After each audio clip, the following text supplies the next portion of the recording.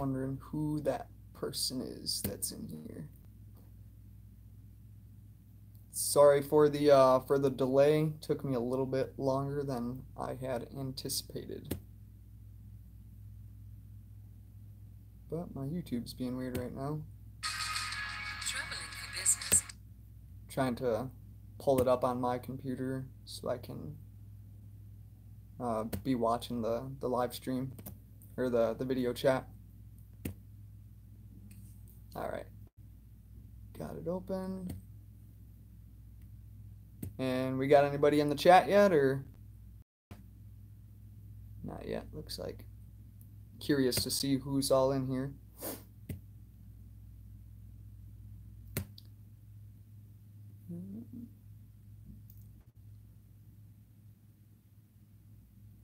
Whatever, man. Like, screw it. Don't let it worry you. I mean, people are going to have their own opinions in this chase, and people are going to do other stuff in this chase. And I wrote a thing that I meant to put on. I thought I did put it on No Place for the Meek, but apparently it didn't save. But it was just something along the lines of, like, you know, I've come to the realization that, you know, people aren't going to do, like, people are going to do stuff that I don't necessarily agree with or not how I would do things. But, I mean, realistically, everybody's their own person. So it was pretty much like a little 1 or 2 paragraph type thing saying, you know, like, regardless of whatever people's decisions are, like, it's, hey, it's their decision, you know, just try to help others the best that you can. And that I appreciate all the support that I've gotten from you guys that view my channel. New to your channel, enjoy your content. Hey, thanks. What's that? Oddball? Is that supposed to mean like oddball? RF Hecky, what's up? Feel like I haven't chatted with you in a while. But yeah, I'm sorry about the lighting. I'm in a hotel and it's super dark in here. It's a nice hotel room, but it's pretty darn dark. I'm trying to find like other lights. I think I might see if I can turn this bathroom light on better. If that'll do anything. I doubt that it will though. No. I don't think much is gonna help. So we'll just have to wing it. But yeah, so I had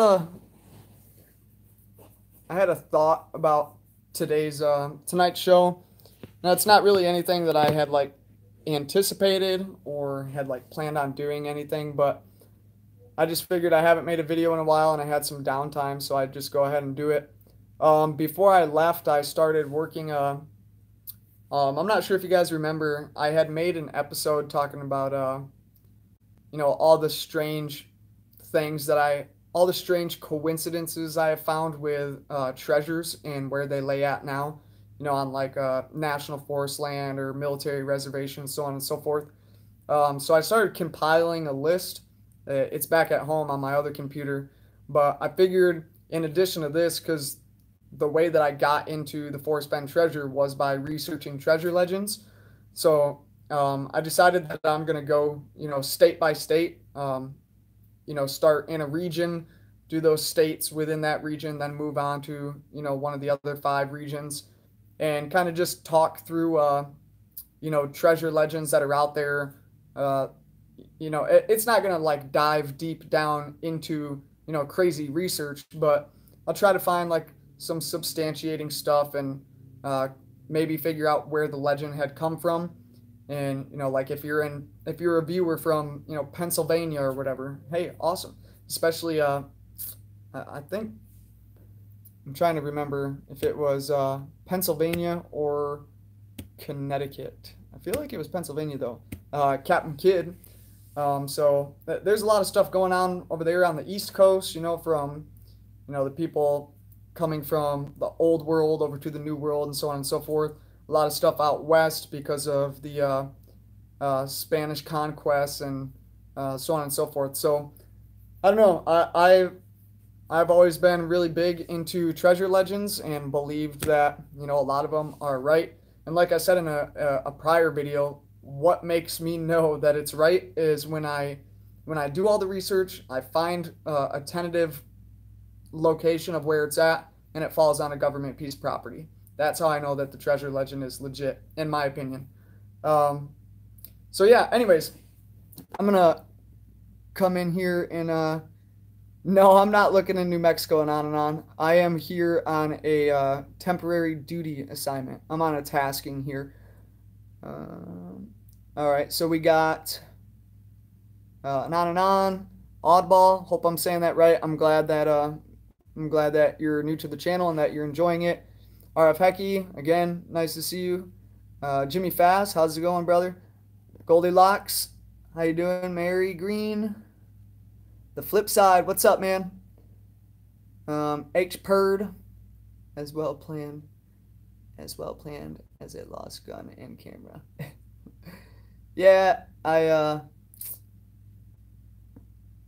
got to the hotel later than what I thought I would, and then I had to figure out where the outlets were to put everything around and stuff. So I'm glad you guys at least waited for me. So, and then.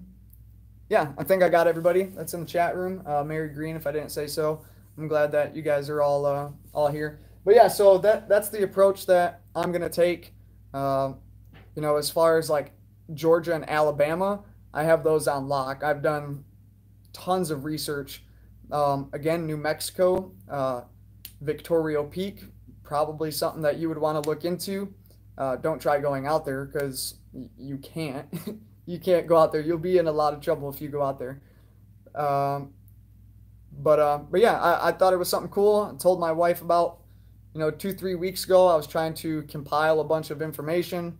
Some of that information was on my old computer that broke. Now I have these. I went and bought used computers, and I bought 2 Chromebooks because it was a decent deal. Like one was like $45, the other one was $50 or whatever. I guess I didn't realize how bad Chromebooks freaking suck. Like, you can't do nothing on them. So if you're gonna buy a new laptop, don't get a Chromebook. So yeah, so I'm out of a laptop right now, and then all the old stuff that's on my broken computer, hopefully I can bring it to Best Buy or something so all that work done isn't lost. I should have emailed it to myself or something as I went along. But yeah, hopefully I can pull the stuff off from the hard drive, at least get it on like an external or something so I can put it in other computers. But yeah, so I want to spend some time with serious searchers with something real to talk about. Let's do it, RF Hecky. Let's talk about some serious shit. How can you go all the way to New Mexico and not? I'm not okay. Sorry, I was in New Mexico when I made the video, but I'm down in Texas. I'm at Fort Bliss. I went up to Oro Grande to go prospecting, and I couldn't get very far back. They had me in some shitty economy, freaking Honda or Hyundai Accent or something, freaking car. The thing sucks. Pretty sure it's breaking down. But I couldn't get back far enough. I tried detecting a little bit and just didn't have any luck. But yeah, so I got to reading Once Upon a While, and if you guys haven't gotten it or haven't read it, I highly suggest that you do so. It's pretty good. One thing that I noticed, and pretty much with all of Forrest's writings, whether it's The Thrill of the Chase, Too Far to Walk, and Once Upon a While, a lot of these stories are on the internet already. The only difference being, back when he wrote the stories that are in The Thrill of the Chase, he did it in 2008, I believe. Some words changed around and stuff. There's some differences and whatnot. And then as far as like Too Far to Walk and Once Upon a While, a lot of that stuff is posted up in like the forums and whatnot. Pretty much his the scrapbooks. There we go. That's a good word for it, or that is the word for it. But I went. I got it anyways, and I was reading the foreword, and something about the foreword, just had me pumped up. And I'll get into it a little bit. Yeah, but Google Docs is horrible. Uh, I mean, Google Docs is like nice on my phone, but when I'm on a laptop, I want to feel like I'm on a laptop, not a freaking an iOS freaking thing, or an Android or whatever.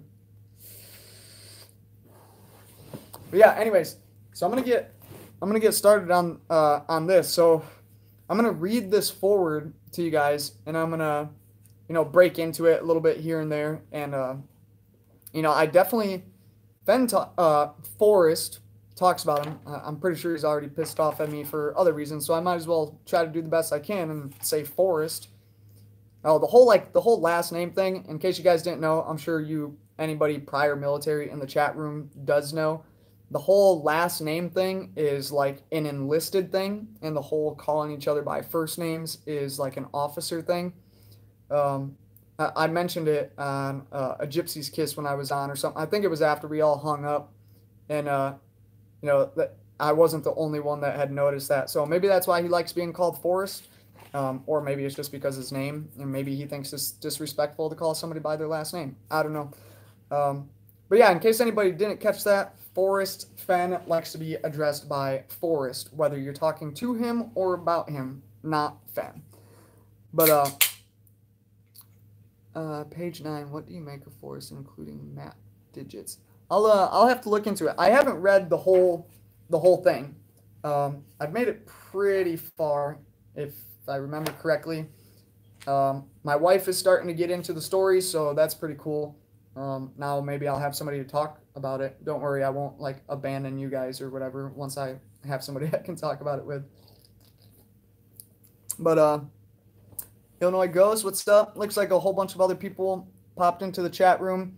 Without going, name by name, just want to say hello to everybody.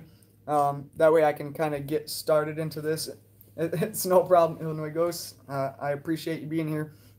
So yeah, I'm gonna get started on this, and I'm gonna break into where, some stuff that I had noticed.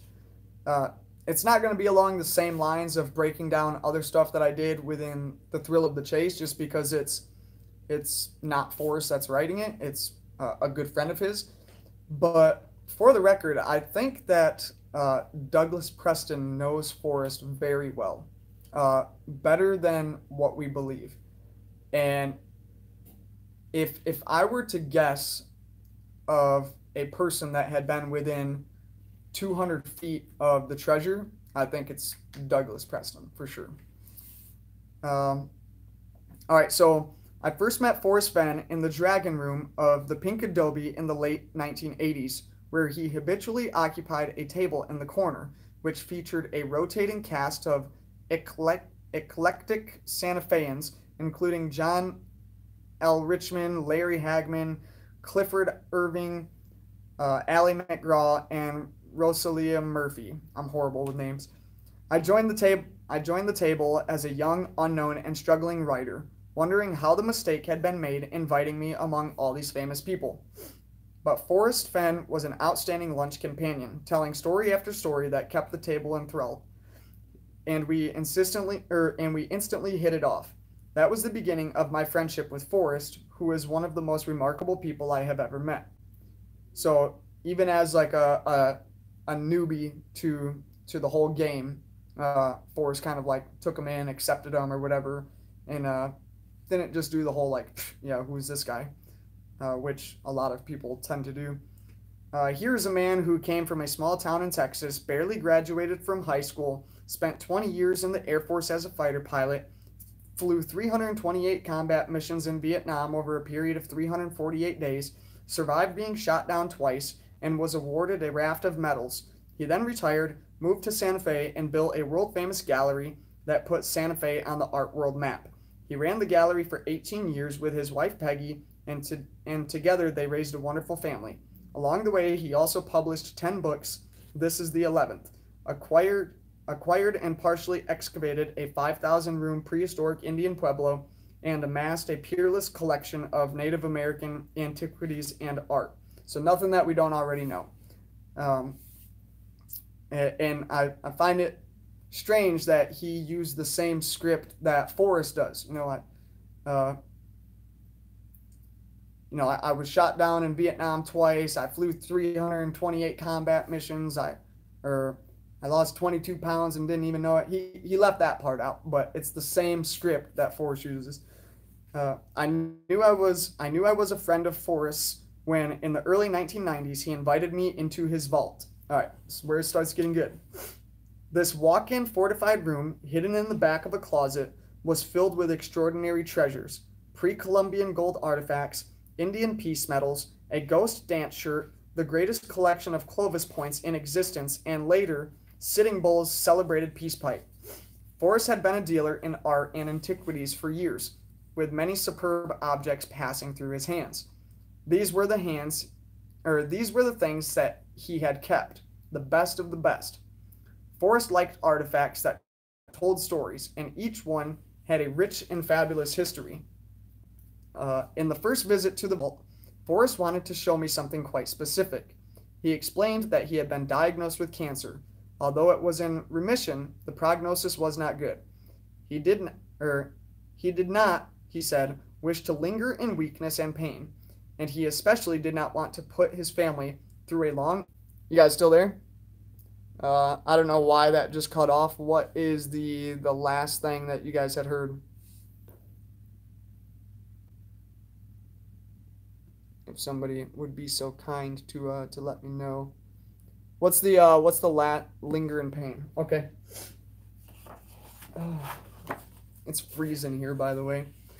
I didn't think it would be in Texas and New Mexico, but it's freaking cold here.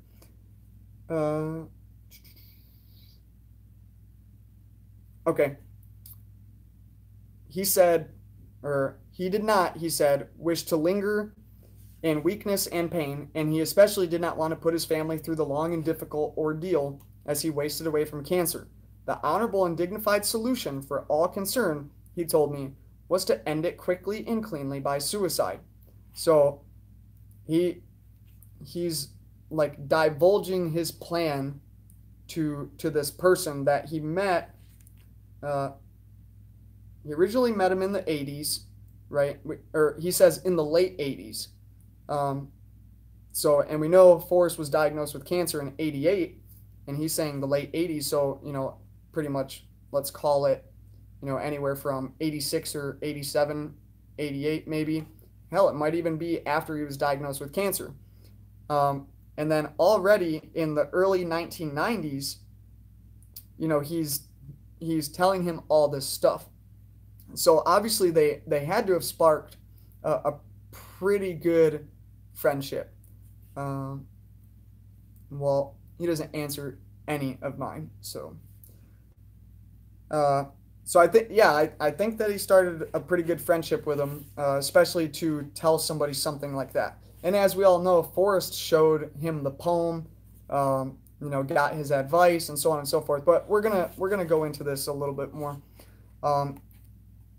In that first visit to his vault, Forrest wanted to show me something quite specific. All right, nope, already read that. But Forrest is a complicated human being, and with him, nothing is simple. He had worked out a plan to end his life that would, he hoped, give something back to the world and encourage people to explore the outdoors he loved, while at the same time generating high interest, if not consternation. Let's just for the hell of it, let's look up consternation. Consternation. So this is what I do every time I find a word. Feelings of anxiety or dismay, typically at something unexpected. Okay, Forrest, where did it get? Where did it go? While at the same time generating high interest, if not concentration or consternation. So he wanted to generate high interest, levels of anxiety, and pretty much people anticipate. What's the right word? People like getting anxious over something that is like unexpected or unknown or mysterious. He wanted to get people like in an uproar. I think that's a good way to put it. On the right side of the vault, on a sturdy shelf sat a bronze casket of ancient workmanship that he had recently acquired. I find it strange that he calls it a casket. Jean Thaw, the noted collector, had identified it as a rare Romanesque lockbox dating back to 1150 AD. He opened the lid to reveal a dazzling heap of gold, monstrous nuggets, gold coins, pre-Columbian gold objects, along with loose gemstones, carved necklaces, and a packet of $1,000 and $500 bills. So, in case you didn't know, $1,000 and $500 bills are a real thing. They were especially when they were originally made, like they were more in use, and then it kind of just went away, and something that's like not really in circulation anymore.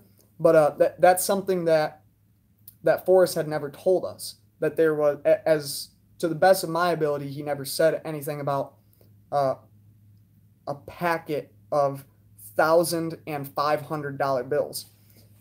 Go ahead, he said. Pick up a nugget.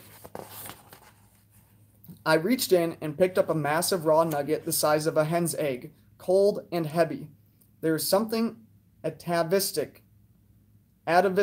about gold that thrills the imagination, and as I hefted it, I felt my pulse quicken. And as I hefted it, I felt my pulse quicken. I feel like there should be a comma there. I don't know. Did Forrest write this himself and say, hey, Douglas Preston, add in what you want right here? But I could be wrong. As I hefted it, comma, I felt my pulse quicken. But pretty much saying, like, he got hit with gold fever, essentially. That's from the Yukon, he said. Nuggets that large are rare, worth 3 to 4 times their bullion value. So those nuggets are 1.1 troy pound each, and an ounce of gold is worth anywhere from, it's safe to say, like spot price, $1,200. And he's saying 4 times that will be, and even more. People love, collectors love gold specimens and rare gold instead of just the weight value that it's not even a consideration. It can go up tremendously, especially like a gold specimen like inside of clear quartz. That's big money right there. In case any of you are in a gold bearing region, those are good stuff to look out for. He reached in and removed the bills. What are those, funny money? No, it's legal United States tender. Not normally used in circulation, he said, but sometimes these large denomination notes were exchanged between banks to keep their accounts in balance. It wasn't hard to obtain one. He simply called his bank and ordered it, and a week later it arrived. He tucked the packet back in the chest. Now this gets good, okay? And when I read this, I freaked out. The chest also included a vital piece of paper which he showed me, an IOU for $100,000 drawn on his bank, so that he would know the chest was found when the discoverer collected the IOU. So a piece of paper that's redeemable at Forrest Bank for $100,000, then Forrest would either be contacted by the bank or notice it on his bank statement that $100,000 has been withdrawn out of his account, and that's how he would know, okay, somebody found the treasure. So I thought that was pretty exciting right there. All right. He rummaged around in the chest and brought out a handful of gold coins, beautiful old St. Gaudens double eagle gold pieces, along with dazzling gemstones, a 17th century Spanish emerald, and a gold Inca frog. Lift the chest. See how heavy it is. I grasped it by the sides and could lift it only with difficulty. The total weight of gold and chest was more than 40 pounds. Forrest then explained what it was all about. After his cancer diagnosis, he had begun thinking of his own mortality. The doctors told him there was an 80% chance that cancer would return and would kill him. So he had worked out a plan. When the cancer came back, he would travel to a secret place he had identified and bring and bring with him the treasure chest. In that place he would conceal himself and the treasure, and then and there end his life. So he knew of the spot. He knew of the spot. He was going to use the spot in the event that the cancer came back. And then he was going to go there, not even battle the cancer anymore, just go there, conceal himself in the spot, and just end it. Because he said that it was the most honorable solution. He would leave, and end his life. He would leave behind a poem containing clues to where he was interred with the chest. Whoever was clever enough to figure out the poem and find his grave was welcome to rob it and take the treasure for themselves. So it's funny that he put it like that. And I'm assuming that he put it like that because Forrest put it like that. And you know, I'm sure some people have considered it, but he's using the literal term of grave robbing, or to rob a grave. So, and this is going to be important here in a little bit, but you know, and as we all know, Forrest was an Indian artifact collector, right? Kind of gotten some heat for it or whatever. Knew people within the Indian artifact, Native American artifact trading, and so on and so forth. And there's no doubt in my mind that along the way he probably uncovered some stuff. So, and by stuff I mean like you know, a body or something. So I find it strange that he's putting it like that. And like I said, I think he put it like that because that's how he was told. So in a way, Forrest is asking us, or his original plan was to have us rob his grave. And I don't know if it was a way to make up for, or attempt to make up for, the ones that he had done. I'm not calling Forrest a grave robber by any means, but you know, these archaeological sites, they're not marked on maps. Some of them are, but a lot of them aren't. They're guarded by the Archaeological Resource Protection Act, which says that they're not allowed to give out the location of these archaeological sites. So theoretically, I could be out metal detecting and get a signal and go to dig it up and freaking dig up a bone or something, or a human body that the entire time it was an archaeological site, but I didn't know. And had I have known, I would have, if I would have known it was a registered archaeological site, I probably wouldn't be in there, because that's facing like some serious freaking trouble. So yeah, I just want to throw that in there. Now this gets a little interesting. The final clue, he said, would be where they found his car, in the parking lot of the Denver Museum of Nature and Science. Now, there's been some talk about this statement right here. Now, the way that I read it was, he says, the final clue, he said, would be where they found his car, in the parking lot of the Denver Museum of Nature and Science. So I didn't read that as an additional clue. I read that as starting from the Denver Museum of Nature and Science, work backwards from that, because that's the last clue. So work backwards from that. That's how I read it. And I find it strange that he would mention that in this book.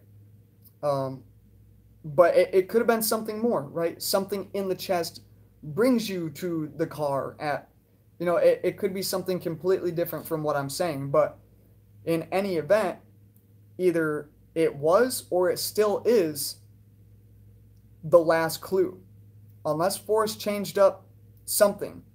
But one thing that we know for sure is Forrest knew of the spot, right? The spot was special to him. We already identified earlier in the book that Forrest had already identified the spot and writing, and had already written the poem about it, right? So, and we also know that Forrest said to his knowledge, you have to follow the clues consecutively. There's no other way. So it couldn't be that he just changed some things around in his poem to have you come in at a different angle, because he said you have to go consecutive. You have to follow the clues consecutively to get to his special place. Now, he could just mean like, hey, you're not going to get to my special place by like not following the clues and just coming in the back door or whatever. But I read it more along the lines of the clues have to be followed in order to bring you directly into the special place. So with that being said, I find it very difficult that he could just change direction, left or right, and get rid of that whole little piece right there. The final clue would be about the car or whatever. The car, I'm assuming, is the 1935 Plymouth. I think that's what it was. I'll look it up here in a second. But he talks about that car so freaking much, and that there may be a good possibility that that car could possibly be sitting in the museum parking lot, or it could have been donated to the museum, or it could be on display at the museum. Like, hey, pop open the freaking glove box. Well, I don't know, because it's of Denver Museum of Nature and Science. So whereas I'm sure it's all like science stuff and nature stuff, as opposed to like me going to the Henry Ford Museum in Grand Rapids, Michigan or whatever, where they do have cars and all this other stuff. But maybe it's only nature and science, maybe it's a bunch of other things, and maybe that other thing is Forrest's car and Forrest donated it to the museum, and regardless, the last clue is going to be there. So I would say probably starting at the Denver Museum, working your way backwards. Let me, before I continue on, there's a lot of stuff going on in the chat, and I want to be in the loop a little bit. All right, so I know you were talking about the late 80s. What time? Let me go up a little bit more. Did you say constellation? No, consternation. But you're right. He uses words that sound right, but may not be right. So this is where the cool kids are hanging out. Anybody got a smoke I can bum? Yeah, this is where the cool kids hang out. And you know this, man. All right. I know you were talking about the late 80s. What time frame was this being written? The chest is already filled? Yes, the chest is already full. He already... Well, I can't say that the chest was already full in the late 80s, but according to this, when Forrest invited Douglas Preston over to his house in the early 90s, and on his first visit to the house, I don't know if it was the first visit to his house, but on his first visit into the vault, the chest was there. And it had stuff that we're not tracking are in there, such as the $500 and $1,000 bills and so on and so forth. But in the early 90s, the chest was full. And it'll go into that a little bit more. Glad to hear, Goalie, Sledneck, real information that might even be helpful. What's that? We talk treasure here. Oh, hey, I appreciate it. I try to talk treasure here. I try to talk.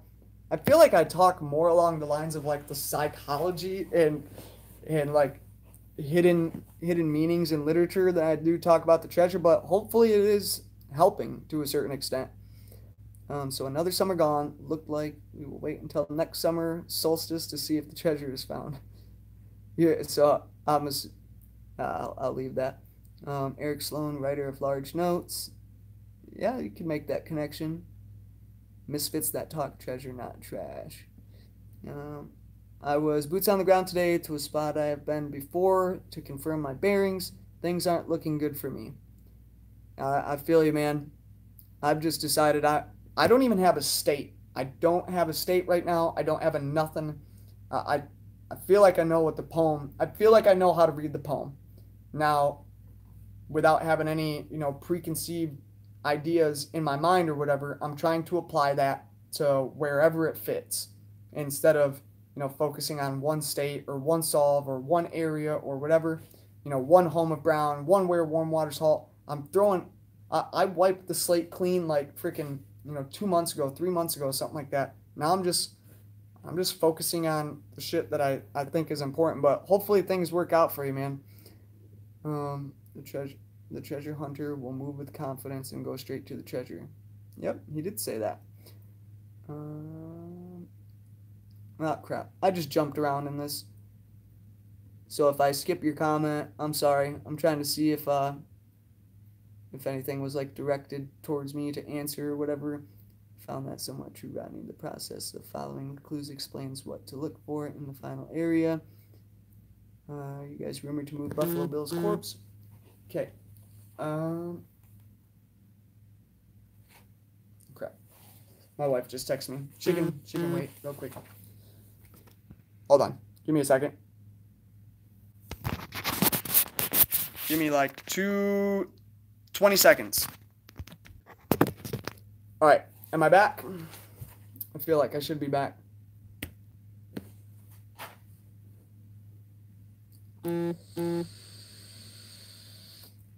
Well, it was on silent. All right, let's try one more thing. All right, sorry about that. I had to put it on do not disturb, otherwise my phone goes off and it drives me crazy while I'm trying to record. That's pretty much saying like, yeah, babe, you can wait. That's not what I mean for it though. So I'm gonna keep going with this real quick, just so I already took up a bunch of you guys' time by jumping off and doing shit with my phone and stuff. So he had worked out all the logistics but one. This is important right here. I think it's important. I really do.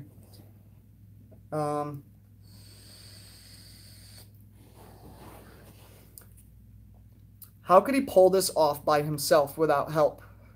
He did not feel he could entrust anyone else to assist him. 2 people can keep a secret, he said, if one of them is dead. He had already written the poem, and he now brought it out and read it to me. It was similar to the poem he later published in his book, The Thrill of the Chase, but not, if I recollect, exactly the same. He tweaked it many times over the years, making it harder. All right, let's talk about this two can keep a secret if one of them is dead. If Forrest is only talking about himself and that he had done this all by himself, why is he constantly saying 2 people can keep a secret if one of them is dead? Because that's still leaving one more person. Forrest would be the dead one, and then there would still be one more person to keep the secret. So do I think that there is somebody ready to fulfill the role of his, like a delegation of authority, I guess you could say? Absolutely, I do. Did Forrest have help hiding the treasure? I don't necessarily think so. I'm gonna leave this idea off. I'm gonna get rid of it for a minute, but there's something important about it. He says it too much. It's being mentioned right here by Douglas Preston. Something's going on with it, and the fact that he asked Douglas Preston of like, how can I pull this off by just myself? I don't know how to do it. Who's gonna conceal my body? Who's gonna make sure that the thing is, he lucked out and he didn't have to leave his body. But part of me thinks that, and I don't know if he said it before or not, but part of me thinks that Forrest still plans on, on his last days when he knows like it's time to freaking move, or it's time to move out, or forget it. I still think he plans on dying with that chest. And if so, he's gonna need help. He tweaked it many times over the years, making it harder. I said that there were a lot of smart people out there, and I feared the poem would be deciphered quickly and the treasure found in a week. But he assured me that the poem, while absolutely reliable if the 9 clues were followed in order, was extremely difficult to interpret. so tricky that he wouldn't so tricky that he wouldn't be surprised if it took 900 years before someone cracked it. So 100 years for each clue, pretty much. He didn't say 1,000 years. He said 900 years, and there's 9 clues in the poem. And another thing that gets me is Forrest is telling all of this to Douglas Preston, right? Somebody that's obviously a close friend of his, because he's telling him this secret or he's telling him his plan. It's not a secret anymore, but back then it probably was. And he reads the poem to him, and Douglas says, I said that there were a lot of smart people out there, and I feared the poem would be deciphered quickly and the treasure found in a week. So, in my opinion, that is implying that either it was extremely easy for Douglas to figure out, or Forrest had told him the location and then read him the poem in order to gauge whether or not he thought it was hard or not. Because how could Douglas Preston be like, that's too easy? You know what I mean? Without being able to confirm where it's at. And next thing you know, somewhere between 2010, when the treasure was hidden, and 2012, when the comment was made, somebody came within 200 feet of that treasure chest and didn't even know it. But somebody had to have known Forrest extremely good to do that almost immediately after the search had launched. And Forrest also is coming to him with all of this. Forrest is also asking him, how can he do it by himself? So I think the original poem might have been easy. Douglas Preston might have been able to see or imagine what it's saying and where to go. And then Forrest tweaked it a little bit. And then I think Douglas Preston went out to go hunt for the treasure just to say that he hunted for the treasure. They're close friends. Why wouldn't you go hunt for your best friend's treasure? Not to take it, but just to say that you did it. Just to say, like, I especially something this big, this mainstream, this popular, like he gets to. Douglas Preston doesn't need the treasure chest. He's a very wealthy person, just like Forrest doesn't need the money that's in the treasure chest. Forrest doesn't need the money from the book sales. It's not a freaking. We're not advertising for him. Sure, we are, but that's not his intent. Like the amount of money that he must make off from these book sales is like probably ridiculous to him. It's probably like chump change to us, or to him, I mean, like it's the equivalent of our pocket change when we have, $500 in our bank account or whatever, and his $35 here, his $35 there. He said that he sold 43,000 copies of The Thrill of the Chase, and he considers it an accomplishment, and it is awesome, great. 43,000 is really not a whole lot, though, especially when you consider other authors. Like, look at how many freaking Harry Potter books were sold. That lady got rich off from books, and then the movie deal that came out afterwards, and so on and so forth. But 43,000 of these, $35 books, and all those proceeds aren't even going to him. And then, the Too Far to Walk and Once Upon a While, in my opinion, don't have the same popularity as what The Thrill of the Chase did. So I wouldn't imagine that those book sales are going as strongly as what The Thrill of the Chase was. But I don't know. I don't think it's some crazy money-making scheme. Sure, he wants to spread the word. Yeah. You want to know why he wants to spread the word? So why is it that I must go and leave my trove for all to seek? Because he doesn't want to be forgotten. So why is it that I must go? Is because he's dying. And leave my trove for all to seek is because he wants to make sure that he's remembered. So the more people that know about it, the better. That's probably why he considers it successful or an accomplishment. All right, I know it's late for some of you guys, so I'm gonna keep pushing on right here. Um, okay. When first I heard this plan, I was astonished and amazed. I didn't really believe it, but the more time I spent with Forrest, the more I realized he was dead serious. No pun intended. I also realized it would make a marvelous movie, the story of a wealthy man who did take it with him. I pitched the idea to Linda Ops, a classmate of mine from Pomona College, who had become a hugely successful Hollywood producer. Flashdance, Contact, Sleepless in Seattle. She loved the idea and asked me to write a treatment. When I called Forrest to make sure this was okay and offered to share the proceeds, he gave me his blessing generously and firmly refused to accept any money. Again, not a business plan. He wouldn't even accept money from the movie. And made me promise only to invite him to the premiere and the Oscars if it got that far. I wrote a treatment and sold it to Linda Ops Production and 20th Century Fox. While the movie was never made, option available, meaning like, hey, I still want to do this, I did write a novel based on the idea called The Codex, which featured a wealthy Santa Fe art dealer and collector who is dying of cancer and decides to take his fortune with him.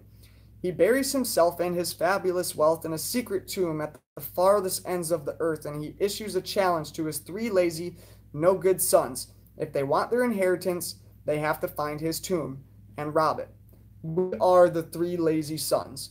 The American population, or the world's population for that matter, is the 3 lazy sons.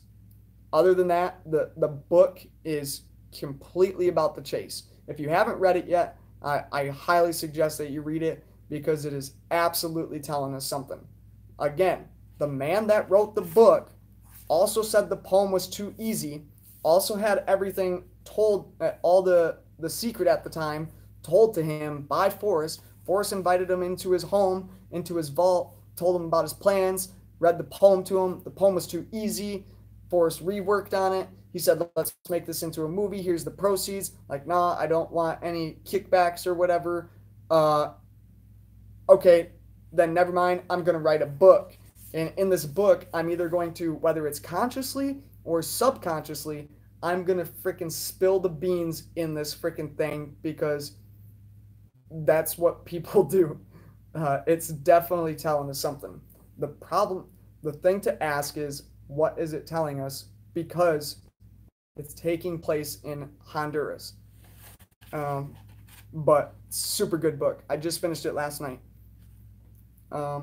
As the years went by, I visited Forrest many times and saw the treasure in his vault. He often took things out and put other things in. He removed the currency, fearing it might rot, and he swapped out the gems for more gold coins and ancient Chinese jade faces. Now, remember what I said about the IOU, right? The $100,000 IOU that he can turn into the bank, and that's how he's gonna know. I figured that was it. I was like, oh shit, that's how he's gonna know that the treasure was found. Now this says he also took out the IOU. He said, because I thought my bank might not still be there when the chest was found. He had worked out a better way, he told me, to know when the treasure is discovered, but he has not shared that secret with me. Now, Forrest has led us on to believe that he's going to know when the treasure is found because the person that finds it will be the type that can't keep quiet about it. The reason why I think that they wouldn't be able to keep quiet about it is because there is something in the chest that the searcher something's going to be so tempting, whether it's another fortune, whether it's a property, whether it's a something's going to be dangling right there in their face about announcing it. Not to us, doesn't necessarily have to be to us, but to Forrest or whoever he left in his place, right? And think about that for a second. Forrest got rid of the IOU because he didn't think that his bank would be around when the treasure was found. So he put something else in there that would allow him to know when the treasure was found. But if he doesn't think that the bank is going to be there when the treasure is found, why would he think that he was going to be here when the treasure was found? And if he didn't think that he was going to be here when the treasure was found, Why would he put something in it that's better than an IOU that's able to redeem at a bank? Why would he put something in that would alert him if the treasure was found? Especially if he thinks that his bank isn't going to be around or he's not going to be around.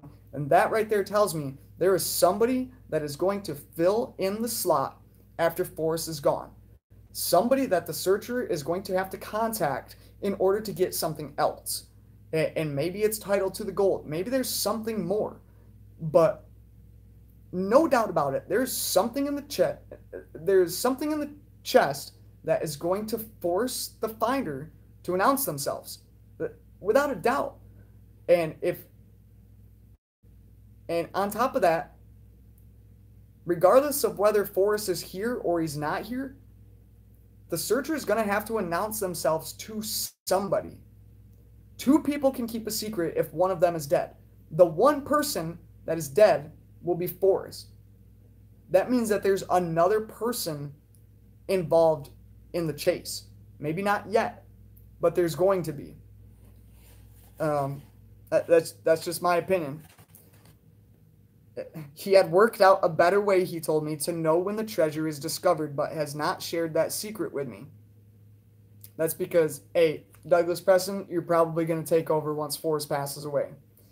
You are going to be the delegated authority to issue the title to the gold once the finder finds it and contacts you and announces that they found it. And then you get the great honor of notifying the public that the chase is done. And hopefully you do so. Hopefully once somebody finds the treasure, it is actually told to us other searchers. I will still continue to read the book. I think all the books are great. I obviously won't be going in the Rocky Mountains anymore, even if it's for a silver coin or whatever. I mean, it'll be done, but it'll always hold, something. I'll get to grow up and tell my kids and my grandkids that I went treasure hunting for Forrest Fenn's treasure, All right. And then finally, one lovely summer in August 2010, I visited him and he brought me into the vault. The chest was gone. So he deliberately brought him into the vault so that way he could notice that the treasure was gone. The chest was gone. I finally hid it, he said. He was about to turn 80 years old and still in excellent health with no sign of cancer, and he decided to stop waiting and hide the chest now. This way was better, because he would be around to appreciate and enjoy the ensuing hunt. And that, as everyone knows, was the beginning of what was developed into possibly the greatest treasure hunt of the 21st century. As I write this, 7 of those 900 years have passed. 100,000 people have looked for the treasure, and 3 have lost their lives in the search. And yet it still remains out there somewhere, secreted in a dark and wild place. How does he know it's dark? How does he know it's in a dark place? And how does he know it's in a wild place? You can't just attach those two things to all of the Rocky Mountains. Dude knows something. Waiting to be found. This treasure story, and keep in mind, this book was written in 2017. So he might not have known it at the time, but by the time this book was written, and by the time his book was written, he had figured it out and quite possibly had been told other things. And he's either deliberately hinting towards it or he's subconsciously doing it, just like in that dark and wild place. Why would you assume, unless you knew without a doubt, that the treasure is in a freaking dark place? And then we go into the whole fucking flashlight comment, or question. So something's got to give. There's something more going on. This treasure story is emblematic of who Forrest is. A war hero, a man of great generosity, and a truly original human being who lives life to the fullest, does things his own way, and doesn't worry too much about what others might think. Forrest is, above all, a creator and teller of amazing stories. In this book, he tells 39 of the best of those stories, all true, with a note of commentary at the end of each one. They run the gauntlet. They run the gauntlet from the inspiring and philosophical to the amusing and fabulous. This is not. Forrest Fenn mentions philosophical in every book in one way or another, and now Douglas Preston is doing the same thing. These stories are a treasure of another kind, and some of them, who knows, may contain more clues to the location of the real treasure. They do. I have read these stories with enormous pleasure, interest, and enlightenment, and I hope you will enjoy them too. All right, that is Douglas Preston's foreword to The Thrill of the Chase, or to Once Upon a While. It is a very good book, and if you haven't read it, I suggest that you do so. Now, as far as commentary attached to the end of every chapter, it's not. So I'm curious why he said that. Maybe there were comments in there when he wrote his foreword, and then they got taken out for one reason or another.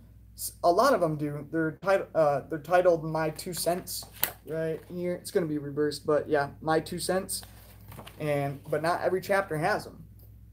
And these books tell us a lot. The Thrill of the Chase tells us a lot. Hands down, it tells us a lot. We couldn't figure it out, and another one was released, or another 2 were released. The Thrill of the Chase is all encompassing, and really like screams at us a way to figure out the poem. But the Once Upon a While and Too Far to Walk is that stuff that's like screaming out at you to like pay attention, like freaking look at me, and then apply it to your interpretation of The Thrill of the Chase and figure this shit out.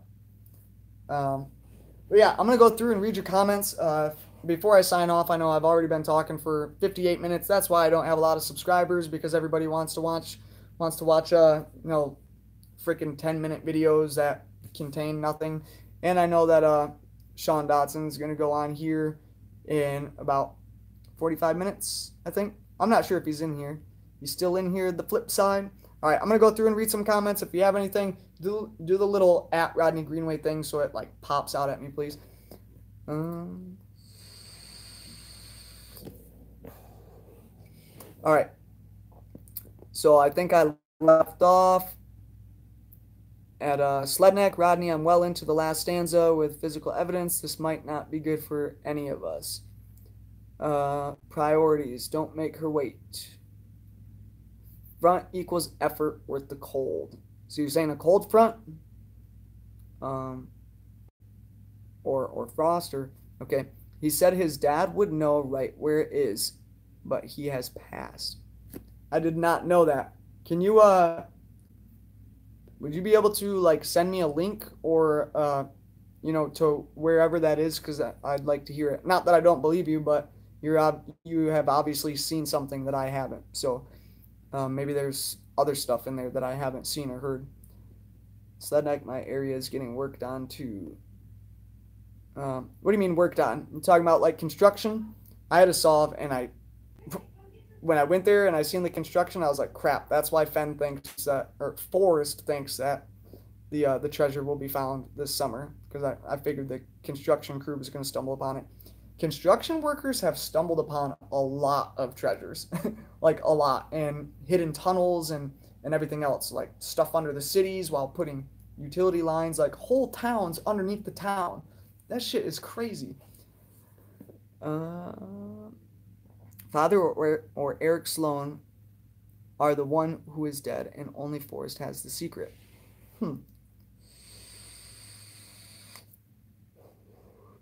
He has a family member as a curator at the Denver Museum, ? Are you stating that, or are you asking that? Maybe I missed somebody comment it up above. Or one of us. Was thinking leave car in pop area with the keys. Use public to commute to spot, but he lived so other than looking for such an area he would have used in the 80s could maybe be a clue. But he also talks about throwing his bike in the river. So yeah, sure, maybe he drove his car there, maybe he got out, maybe he rode a bike, maybe he took it to the spot or whatever. But hikers are all over Colorado. Same thing with gold prospectors, and serious prospectors that like dig into some shit.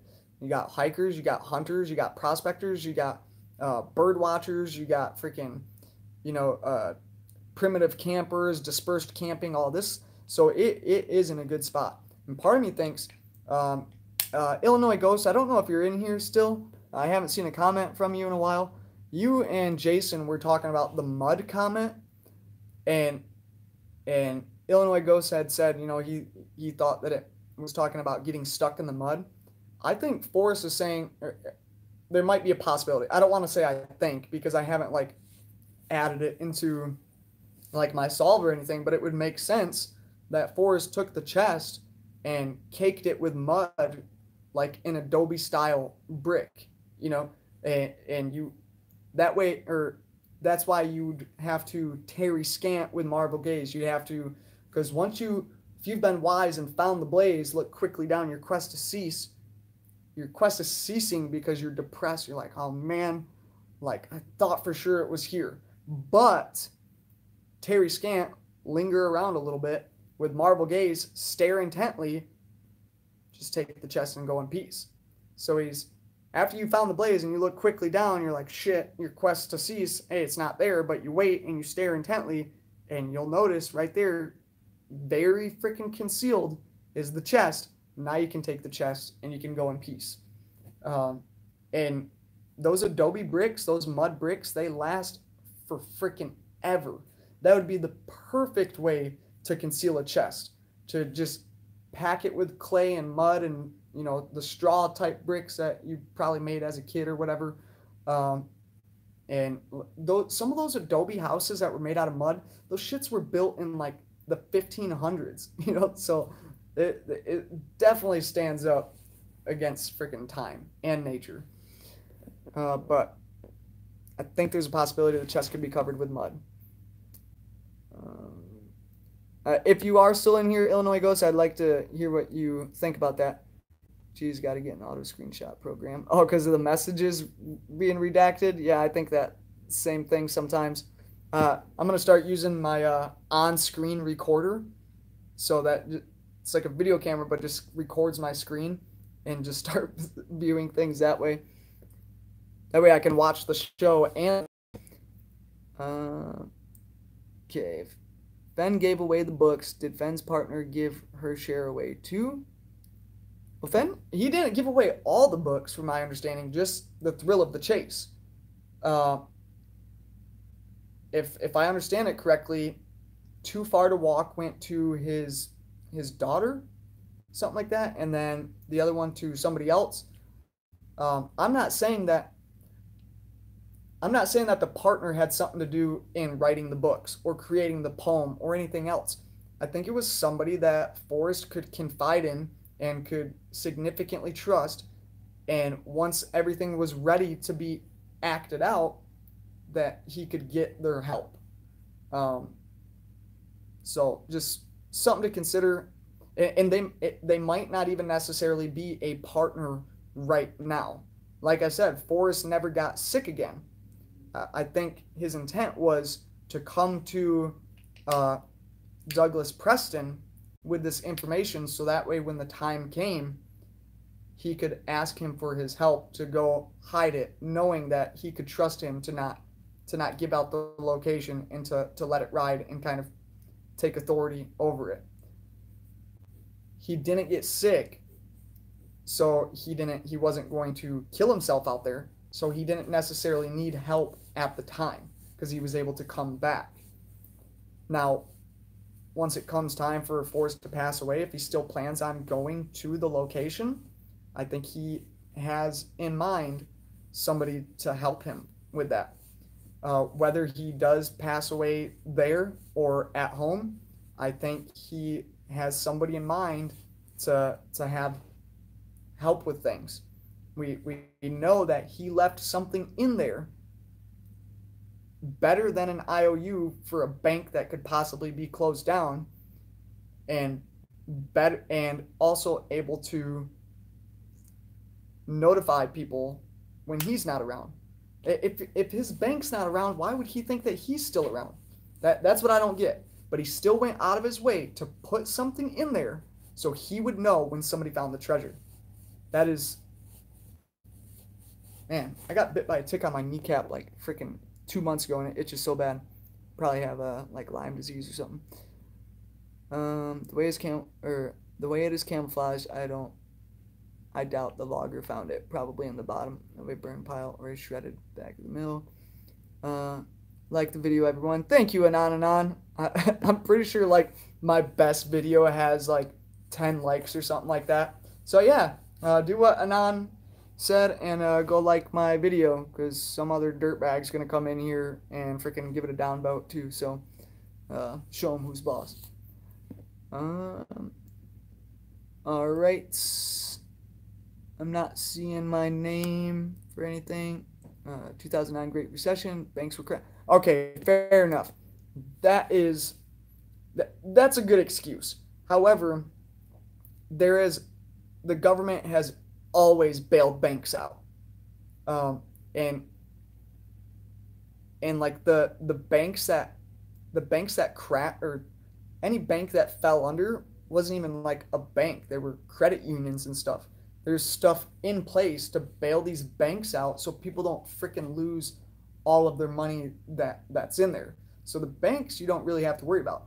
And Forrest didn't say I was worried that my credit union wouldn't be here anymore. So he obviously used a bank, and knowing the amount of money that he had, he obviously used probably a very successful bank, a very prestigious bank, probably like Chase Bank or freaking JP Morgan or, something like that. I doubt he's going to, the nearest mom and pop fucking small town bank. There's really not such a thing. If so, you'd be going to a credit union, but being like, here, I want you to hold all my millions of dollars, So the odds of his bank going under, think about it. He also said that he thinks that his chest could be found 900 years from now. That's a good reason for your bank to not be around. So I don't know. I'm sure in 900 years, whatever his other plan was to announce it, it really wouldn't matter anymore. However, people still talk to this day about the Lost Dutchman mine. If it's ever found, that's going to be a huge announcement in the public's eye. The same thing might happen a 1,000 years from now. Like once it's proved through his hair, his DNA, that's what the hair is for. Everybody argues about it. That's what the freaking hair is for. And that's probably the proof. So 1,000 years from now, if it is found 1,000 years from now, through that testing, that's when it comes out like, and breaking news, somebody finds the Forrest Fenn treasure worth freaking probably like 50, it'd be worth a shit ton at that point. Like the old Confederate gold that was only like $5,000 or $10,000 at the time is worth like freaking hundreds upon hundreds of thousands of dollars now. I can only imagine what some of these treasures would be worth if they're not found, what they'd be worth 1,000 years from now. Without the details, likelihood is impossible to determine. I don't think that's oriented towards me. All right, gosh darn it. Okay. Man, where did that jump to? Okay. That person will be surprised when the chest is found.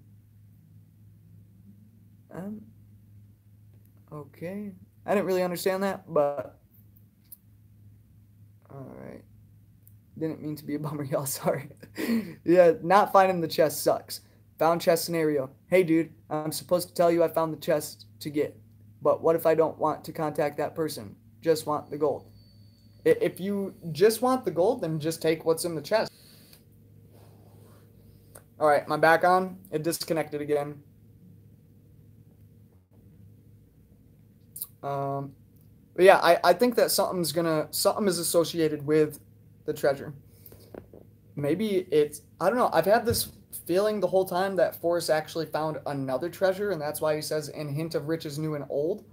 And maybe that's how people are gonna know that somebody found the treasure, because like it's gonna be attached to another huge treasure or something. I highly doubt that. That's some like Indiana Jones type shit. But hey, he has mentioned Indiana Jones stuff every single time. So I do have to hurry up with this. I know Flipside's gonna go live here. Little Midnight Madness here on the East Coast. All right, at Rodney Greenway, I have been working on a solve that includes Preston. There are these interesting connections out there. There are, for sure. Mud always wet, dirt is dry, physics say it's wet. I mean, fair enough, but the it doesn't, like the dew could get something wet. You know, the weather, the rain, the morning dew, the fog, the trickling of a creek. He just said it's not underwater. He didn't say it's not in water. He just said it's not underwater. So it could just be somewhere. And okay, think about the waterfall from The Thrill of the Chase, the mist that, the water that just freaking completely turns to mist before it even hits the bottom. All that mist that's around, maybe that's heavy loads and water high. Everybody thinks that's a waterfall already. What if the treasure is right next to a spot that has constant mist from the water flowing? That's why the treasure's wet.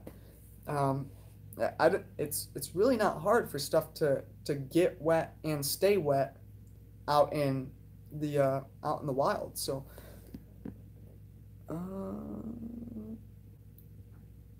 mud makes me think of rain.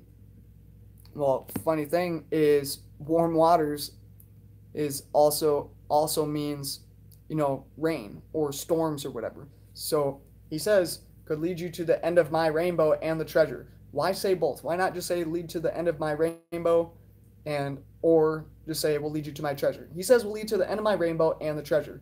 Well, guess what happens after it stops raining?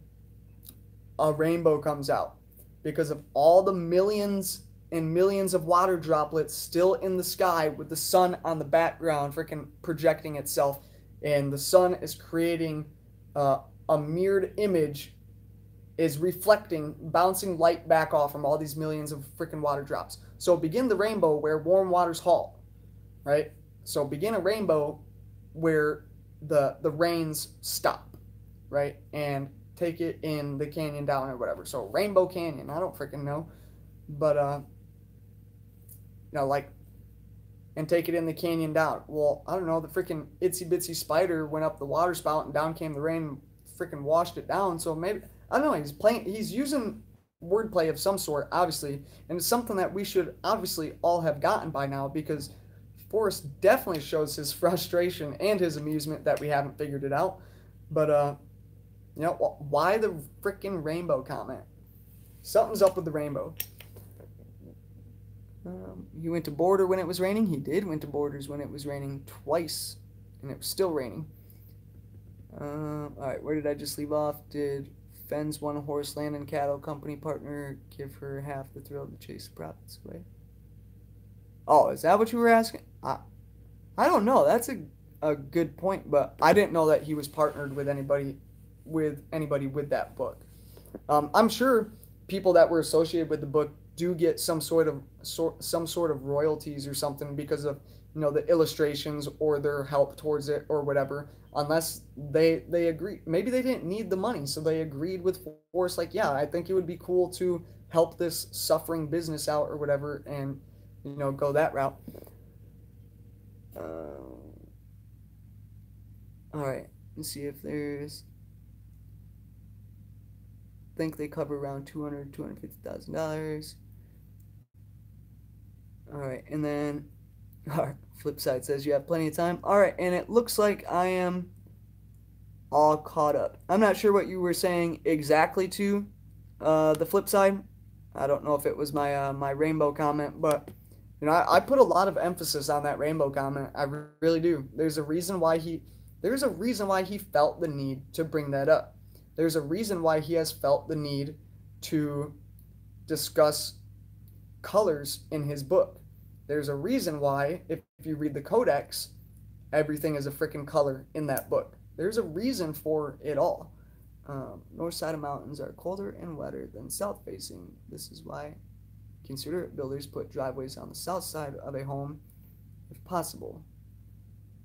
I would put a driveway on whichever side's downhill. That way the water runs down. But sun melts that area first. Less hassle for homeowners. Buried standing up. All right, well, it looks like I am all caught up. I want to watch the flip side. So I'm going to sign off on here unless anybody has any last little questions or whatever. Just do the little @ thing. But I'm probably going to hop off from here, freaking do all my getting ready for work while I'm waiting for the show to start. But yeah, you guys have any thoughts about the video? I hope you guys liked it. Hopefully there was some, thought-provoking stuff in there. And again, I need to start doing this at the beginning of the show, so that way people know where to, in case somebody doesn't watch the hour and 17-minute long show. But yeah, please, if you haven't already done so and you liked the content, please like it. Somebody just did. Awesome. Thank you for whoever number 7 was, but also 1 through 6. Thank you also. But yeah, like the video. Don't forget to subscribe if you haven't already. Enable the notifications. You already have notifications enabled, obviously, because you guys that are live wouldn't be in here if you didn't.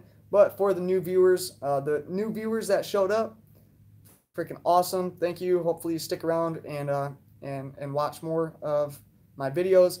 And then lastly, if you guys have anything that you want to freaking talk about, if you have any ideas for an episode, email me at fentreasurethoughts@gmail.com, and also the comment section down below. But sometimes people don't want to put comments when they're thinking that it should be private. So but yeah, I'm always down to chat. I try my hardest to answer emails and whatnot. I just live a ridiculously busy life. But other than that, thank you guys all for showing up, and I'll probably see you guys over on the flip side. All right, I'll catch you guys on the flip side. That's clever. All right, take it easy, guys.